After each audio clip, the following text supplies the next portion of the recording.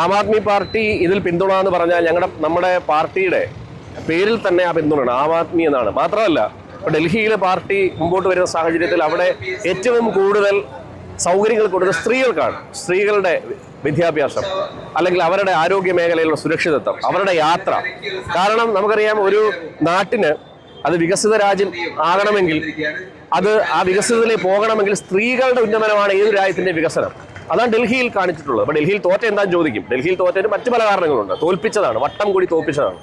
അപ്പോൾ തോറ്റതുകൊണ്ട് ജനാധിപത്യത്തിൽ പാർട്ടികൾ ഇല്ലാണ്ടാകുന്നില്ല. പക്ഷേ ഡൽഹിയിൽ നടത്തിയ ഒരു മോഡലുണ്ട്, ഡൽഹി മോഡൽ. ആ മോഡൽ ഏറ്റവും പ്രധാനപ്പെട്ട കാര്യം എന്ന് പറയുന്നത് അവിടുത്തെ ആരോഗ്യ മേഖലയിൽ സ്ത്രീകൾക്കുള്ള പിന്തുണ ഉറപ്പാക്കുക എന്നുള്ളതായിരുന്നു. അവർക്ക് വിദ്യാഭ്യാസം കൊടുക്കുക എന്നുള്ളതായിരുന്നു. അവർക്ക് സൗജന്യ യാത്ര കൊടുക്കുക എന്നുള്ളതായിരുന്നു. ഇങ്ങനെയാണ് ഈ പാർട്ടി ആം ആദ്മി പാർട്ടിയായി മാറിയത്. പക്ഷേ കേരളത്തിൽ നിങ്ങൾ നോക്കൂ, ഗ്രൗണ്ടിൽ വർക്ക് ചെയ്യുന്ന, അല്ലെങ്കിൽ സാധാരണക്കാരുടെ ഇടയിൽ വർക്ക് ചെയ്യുന്ന, നമ്മൾ കോവിഡ് സമയം കണ്ടതല്ലേ. ഞാൻ കോവിഡ് സമയത്തൊക്കെ യാത്ര ചെയ്യുന്ന സമയത്ത് വൈകിട്ടുകളൊക്കെ ഈ പോലീസ് ഹെഡ് പോസ്റ്റിൽ പോലീസുകാർക്കൊപ്പം ഇരിക്കുന്ന ആശാ വർക്കേഴ്സാണ്.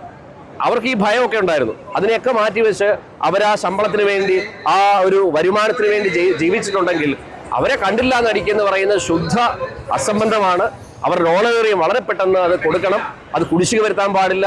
ഇവരുടെയൊക്കെ സാമൂഹിക സേവനം ഉറപ്പുവരുത്തുക എന്നുള്ളതാണ് ഒരു വെൽഫെയർ ഗവൺമെന്റ് ആദ്യം ചെയ്യേണ്ടത്. അല്ല തമ്പ്രാന്റെ വെൽഫെയർ ഉറപ്പുവരുത്തുക എന്നുള്ളതല്ല. ഇതാണ് പറയാനുള്ളത്.